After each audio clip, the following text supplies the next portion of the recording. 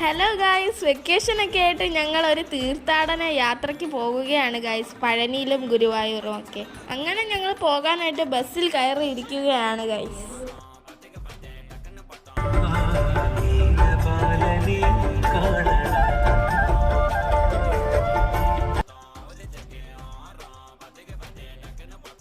Guys, ഞങ്ങൾ ആദ്യമായിട്ട് എത്തിയത് കോട്ടയത്തുള്ള ഏറ്റുമാനൂർ മഹാദേവർ ക്ഷേത്രത്തിലാണ്.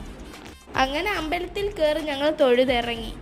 അവിടെ ചിറയൊക്കെ ഉണ്ടായിരുന്നു ഗായ്സ്. ആദ്യമായിട്ടാണ് ഞാൻ ചിറയൊക്കെ കാണുന്നത്. അതിനടുത്തായിട്ട് കുറച്ച് കടകളും ഒക്കെ ഉണ്ടായിരുന്നു. പിന്നെ അടുത്തതായിട്ട് കയറിയത് കൊടുങ്ങല്ലൂർ ദേവി ക്ഷേത്രത്തിലാണ് ഗായ്സ്.